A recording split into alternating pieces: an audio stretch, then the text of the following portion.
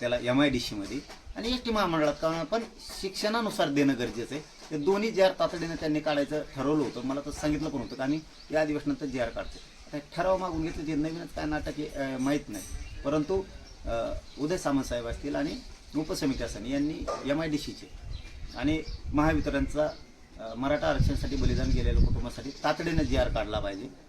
2-3 निर्णय तर चांगले केले, त्याबद्दल तर आम्ही विखे पाटलांचं आणि उपसमितीचं कौतुकच केलं की त्यांनी केसेसबद्दलचा एक घेतला आहे. आता हा MIDCचा आणि महावितरणचा पण निर्णय घ्यायला लागला आहे, घेता येते. तर हे चांगलेच निर्णय जवळपास, त्याचं आम्ही 100% कौतुक करतो की तुम्ही चांगले निर्णय घ्यायला लागला, बलिदान गेलेल्या कुटुंबाला न्याय मिळेल. हे चांगला निर्णय आहे. फक्त ते ठरावाचं फक्त कन्फ्युजन. पाटील नव्या समितीनुसार नव्या JR मिळालेली आकडेवारी का सांगत नाही सरकार? हे मलाही कळालं आणि ती आकडेवारी केवळ 310 असल्याची सांगितलं जातं. पण 310 व्हायला निघाले ना.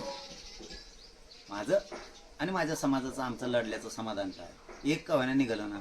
काही काही मत होते 1 दाख आणि मराठ्या पुढं नागाशी.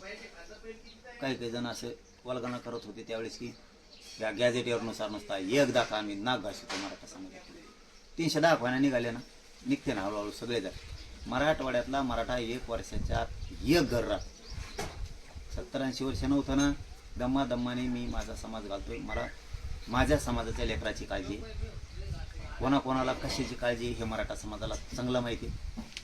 मी माझ्या समाजासाठी झुंजतोय, झुंजणारे, मी लढत राहणारे. फक्त आता एक गोष्ट लक्षात आली, जळणाऱ्याची संख्या लई मराठा समाजावर असल्यामुळं आपल्याला टप्प्याटप्प्यानं हळूहळू मराठा समाजाला आरक्षणात घालावं लागणार आहे. एका घातल्यावर खूप जणांचे पोटं दुखतात आणि ते दुखू द्यायचे नसतील तर आपण जरा दम्माने जाऊया. त्याला नाविलाज आहे. 70-80 वर्ष आपण दम काढला, वर्ष 6 महिन्यानं काय फरक पडणार नाही. आपण टप्प्याटप्प्याने सगळे जाऊ आणि सगळे घालतो. आता मी 17 संस्थांच्या JR बद्दल सुद्धा परवा बोललो. शिवेंद्रराजे साहेबाला स्वतः फोन करून सांगितलं की त्यावेळेस राजेसाहेब तुम्ही जबाबदारी उचलली. मी विखे पाटील साहेबासुद्धा बोलतो. तर राजेसाहेबांनी मला एवढं सांगितलं की तुम्ही फक्त एक कॉल विखे पाटील साहेबाला करा. आम्ही ते सुद्धा उद्याच्या, म्हणजे मी परवा बोललो होतो, म्हणजे त्यांची काल बैठक होती, म्हणजे त्यावेळेस ते मला म्हणले होते की आम्ही उद्याच्या उपसमितीच्या बैठकीत हा विषय घेतोय. आणि मला अशी माहिती मिळाली की त्यांनी आयुक्तांना सांगितलं अहवाल मागून घ्यायचं. कारण मी कोल्हापूर गॅजेटसुद्धा सांगितलं त्यांना परवा सांगताना. कोल्हापूर गॅजेट पण त्याच्यामध्ये घ्या आणि पुणे आणि औंध आणि साताऱ्याचं याच्यामध्ये पश्चिम महाराष्ट्रातला अख्खा मराठा समाज, पश्चिम महाराष्ट्रातलं म्हणजे पूर्वीचं 17 संस्थांचा खूप काही भाग अर्ध्या कोकणापर्यंत होता. म्हणजे अर्ध्या कोकणापर्यंत सुद्धा मराठी आरक्षणात जाऊ शकते. माझं ते सुद्धा कंटिन्यू सुरू आहे. मी उपसमितीला हे पण सांगितलं की बऱ्याचशा योजना सारथीच्या कमी केल्या गेल्यात विनाकारण, काही नसताना का कमी केल्या त्याही घ्या. तर त्यांनी सांगितलं आता ते सुद्धा आम्ही, मला वाटतं आणखी 2-4 दिवसात ती बैठक लावावं लागली सारथीबद्दल आणि अण्णासाहेब पाटील विकास महामंडळाबद्दल.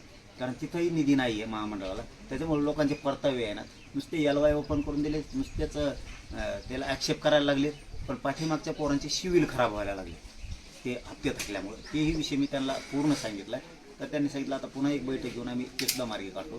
मी त्यांना राज्य मंत्रिमंडळाची उपसमितीची बैठकसुद्धा एक मराठवाड्यात लावा, जेणेकरून आम्हाला आमचे मराठवाड्याचे प्रश्न मार्गी काढता येतील. तर त्यांनी तेही मान्य केलं की ठीक आहे, आपण उपसमितीची एक बैठक मराठवाड्याला मोठी लावून घेऊ. MPSCच्या विद्यार्थ्यांचा प्रश्न होता पाठीमागचा, त्यांच्याबद्दल तुम्ही काय विचार केला मला